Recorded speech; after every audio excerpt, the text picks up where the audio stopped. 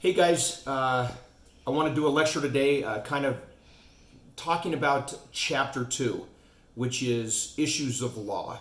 There's some stuff in there that I want you to know, and I'll briefly mention it, that I want you to read it, that's in your book. But there are some things that I want to talk about, which is why we're doing the lecture today for chapter 2. A couple of things to remember. We've got a test coming up. I'll put the test online today. Probably this afternoon I'll have the test up, test number 1.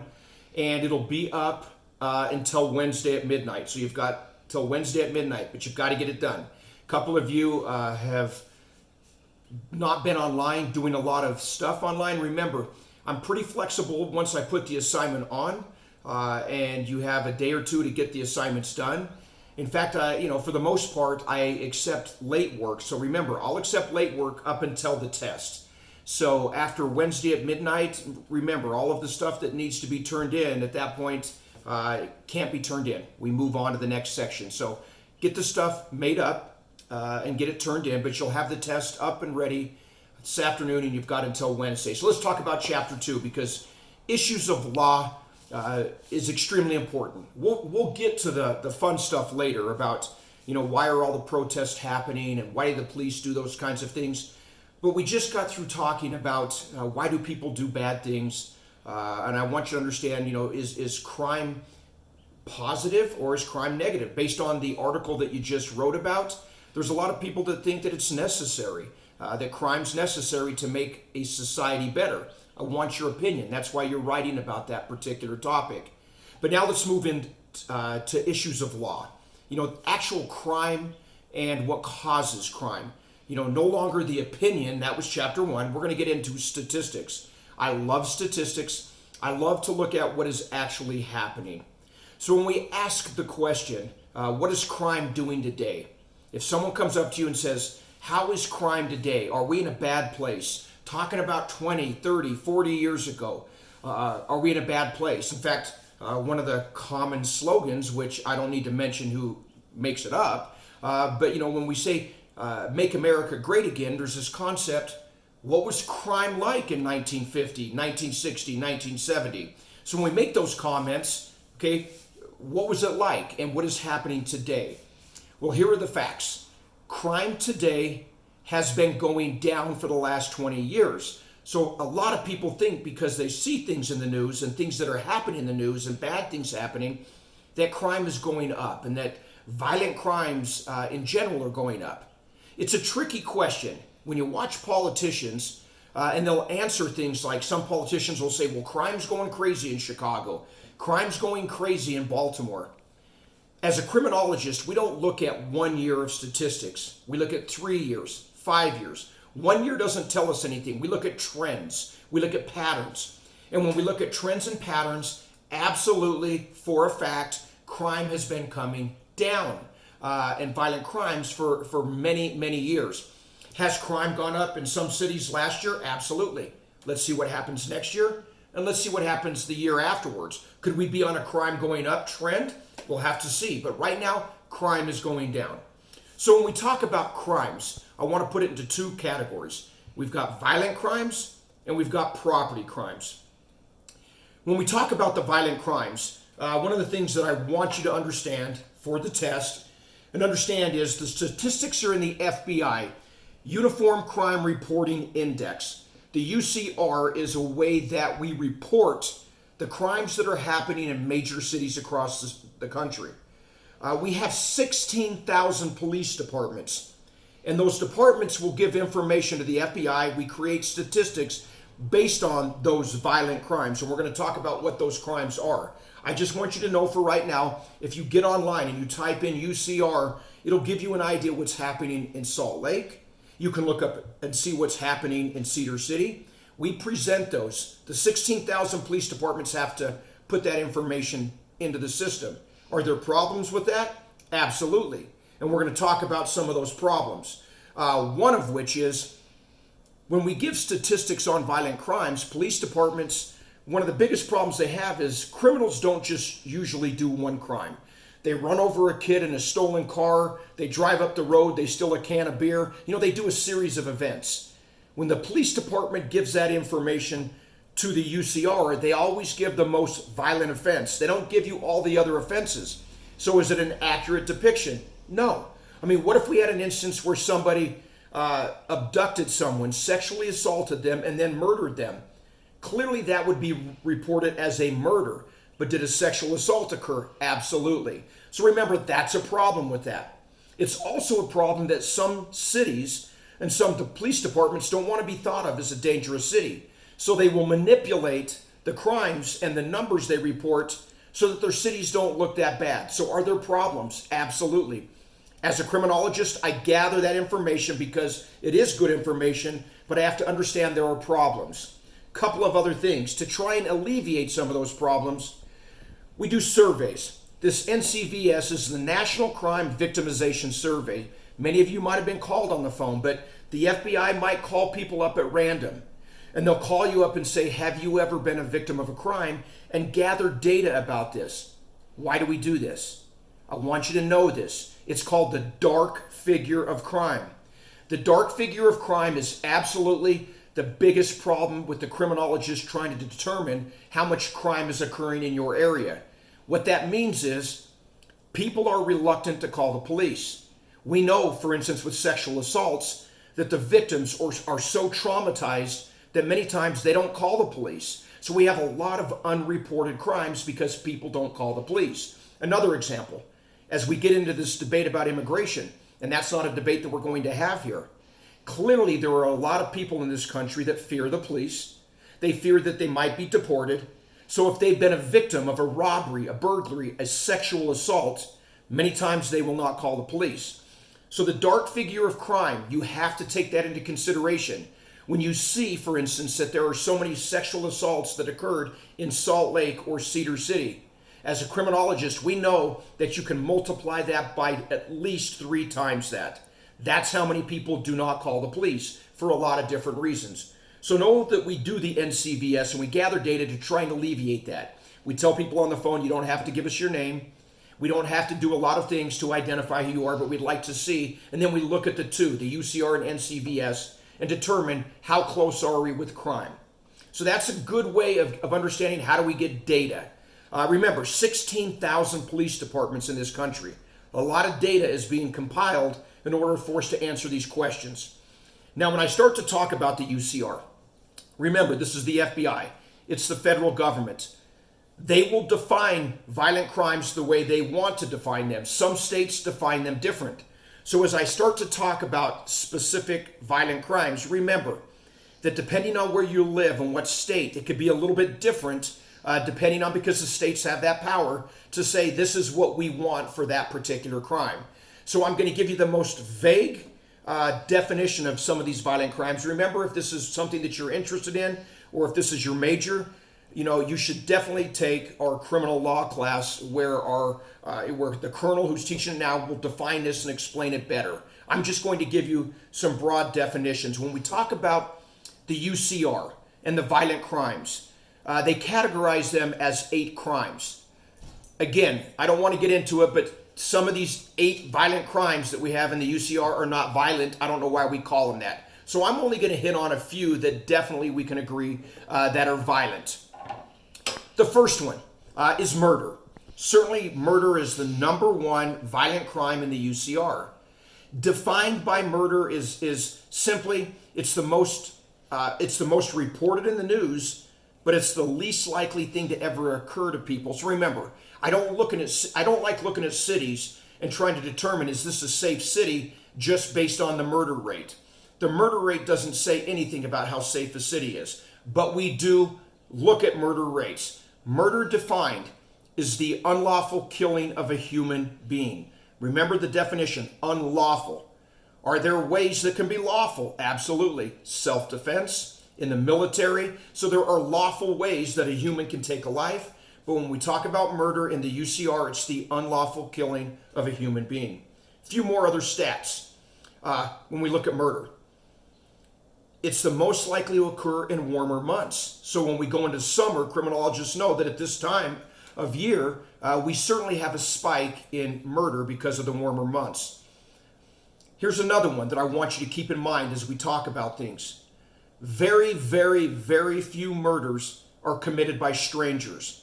This concept that strangers are going to hurt you is it doesn't happen a lot in society. If you're going to be a victim of a murder, especially in Utah, we have a huge domestic violence problem here. More than likely, the person that's going to hurt you is somebody that apparently loved you. In Utah, almost 50% of the murders that occur are a result of some type of domestic violence. But remember, it's the least likely to occur, but the most likely that you're going to see it in the news. And quite interestingly enough, it's the most easily solved. So unlike all these TV shows, it makes it look like we don't solve murders. We do. How do we solve them? Because the suspect is generally somebody very close to you. So remember that. They're not difficult to solve. We make a lot of TV shows and movies out of it, out of the one or two that we can't solve.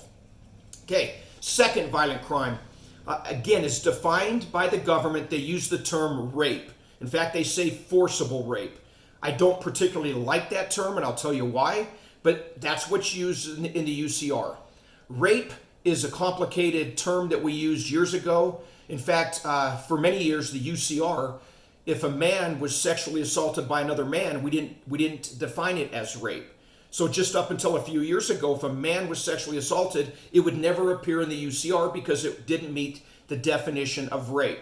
Many states are going away from the term of rape and just using sexual assault, because sexual assault and sexual battery encompasses a lot more than just using that term. But the UCR uses that. And by vague definition, forcible rape is the unlawful sexual intercourse by force and against the person's consent or without their consent. Couple of statistics. It's the least reported of all offenses. Least reported of all offenses. Rape reports are increasing, without a doubt, when we start looking at, and it's really because the way police respond. Because we're responding with more knowledge of what victims go through, I think that people are calling in more for help now because we come with us an enormous amount of victim advocates that help with these particular crimes. So it's not that we're having more suspects. I think that victims are more willing to call us because we're coming with a broader view of how to help them deal with that tragedy. Remember that with most sexual assaults, it's a planned violent crime that usually serves the offender's needs. It's usually power or anger. And we get into this in much greater detail in my upper division classes. But right now, just remember that is really typically when we look at some of this, it's more about power and anger, not a lot about sexual nature of any type. Third violent crime is robbery. You know, and again, when I want you to read the book and I want you to look at the definition specifically, I'm just going to try and clear up a few things that get people confused. Robbery is a violent crime. It's certainly taking property from the person of another, from somebody, but it's by force. You're taking property by force. Now, this doesn't have to be actually you hit somebody or pulled a gun on somebody, but if you threaten somebody, if force was involved and you took something from them, it's robbery.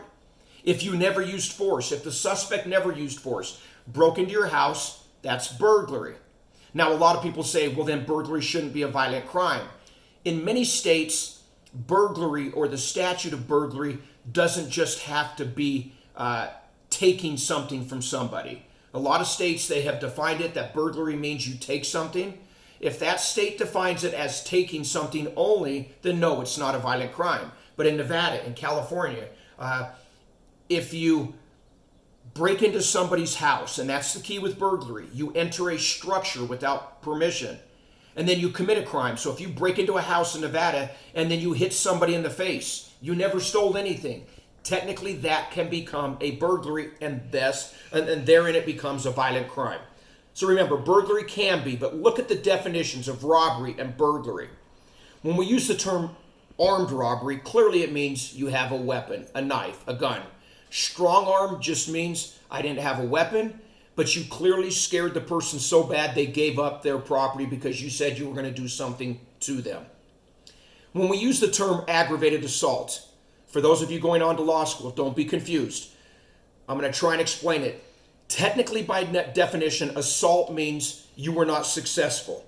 you tried to hit somebody, or you tried to swing a bat, a club, or something at somebody, but you didn't do it. You weren't successful. If you weren't successful, it's an assault. If you were successful, that's a battery. But the federal government uses aggravated assault as if it was successful. So don't be confused. When you see the data in the UCR and it's an aggravated assault, that means they were successful in hurting somebody. So now you're asking, what is aggravated? Aggravated, again, very difficult, depending on the state, to define. Generally, aggravated means somebody had an injury that they had to go to the hospital and be treated for. Every state's going to have a little bit different twist on it. But aggravated means it wasn't just a red face from being slapped. It was you had to go get some type of treatment. Some states say you have to be in the hospital for 2 days, for 3 days. But again, aggravated means hospitalization and you were hurt by somebody. That's why it's considered a violent crime. So when we start to look at the 8, when you hear me say the violent crimes in the UCR, they do 8 because burglary, yes, it can or it cannot be. They talk about arson. Certainly arson, which is fires. I'm not going to get into that. Read it in your book. It can be violent if somebody was in there. But necessarily, if something was caught on fire and no one was in there, is it violent? It depends on the state. And then a lot of states put auto theft into that violent crime category. I don't like to see it there because it technically is a property crime only. So remember, this is how we define in the UCR violent crimes. Know about the dark figure of crime. We talked last time about classical criminology and positivist criminology. Know those terms for the test. You're going to see them come up again. Now let's get into law. When we start to talk about law and how we define law, remember when we use that term law, it's just a way that we generally show that this is how we expect you to behave. It's a rule of conduct. So when we talk about, well, what is statutory law? Statutory law means it's just written down. We have written it down. If we didn't write it down, then it doesn't become a law. It was more something that was offensive. We didn't like it. But if it's not written down, it's not statutory. You know, when we use the term types of law, and you might see this on a test, types of law, we have criminal law. Criminal law are what law enforcement get involved in. That's all we get involved in. The law enforcement police officers only get involved in criminal law, which is this body of rules, statutory rules that say, we're going to govern what you do. We're going to try and tell you what you can and cannot do. These are criminal laws. When we talk about civil law, law enforcement is not supposed to be involved at all. Civil law are the laws that are written down that govern your relationships. Whether those relationships are marriage relationships, husband and wife, children, who has the children, and even the government relationships between parties. Administrative law are laws that are written down to regulate businesses. Our system of laws are based on what we use the term case law. Case law is a law of precedent. We look at things that have happened in the past, and judges will act upon what other judges did in the past. And then procedural law. Procedural law, you'll see, and we'll talk about this when we get to chapter 4, are the laws. It's like reading the back of a board game like Monopoly. These are the rules of how the cops have to play. These are the rules the way the judge has to play. Procedural laws is this is the way you're going to play the game. Read in the book about felony and about misdemeanor. I'm not going to get into that. That should be something you should be able to read pretty easily. We call these classifications of crime. Classifications of crime meaning, is it a misdemeanor, minor crime, or is it a felony, major crime? What I do want you to know is the term actus reus.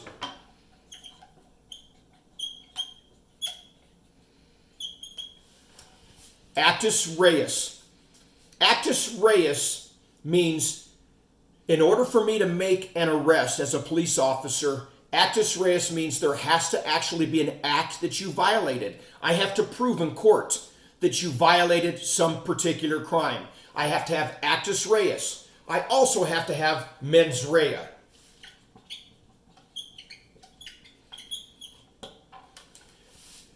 Mens rea means a guilty mind. I have to prove that you had a guilty mind, that you understood what you were doing was wrong.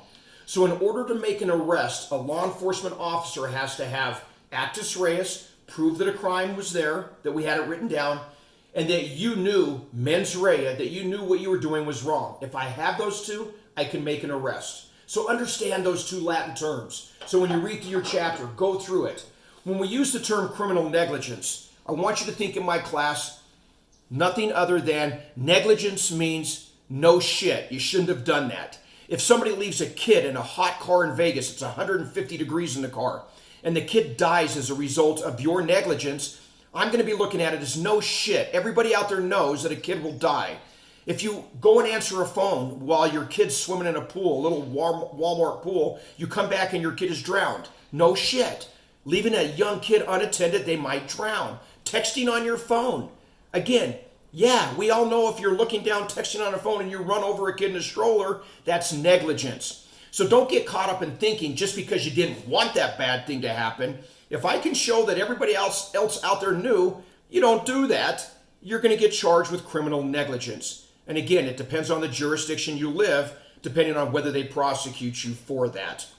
I'm not going to get into motive because at this point, it doesn't really matter the reason you did it. We're just looking at crimes and why we have them. Look in your book about defenses, meaning when you get an attorney, why do most people, how do they claim a defense, whether it's an alibi, you're innocent, or justification? Look at that in your book. Those might show up on the test as well. Those excuses that you're going to use for violating that particular law. I want you to look at the Bill of Rights, the first 10 amendments. I'm going to hold you accountable to this. You have to know this as a U.S. citizen. Know the Fourth Amendment. Know the Fifth Amendment. Know the Sixth Amendment. Know what these amendments mean because they're going to come up all the time in my course and we're going to talk about them. Eighth Amendment. And even know the Second Amendment and the First Amendment. Again, look at your amendments.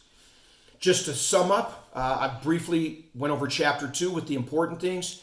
Test number 1 is going to be Chapter 1, Chapter 2. Write down notes from my lectures. Clearly, you can have the book. The test will go up this afternoon. You got until Wednesday at midnight. And again, get all your stuff turned in, and we'll see you next time.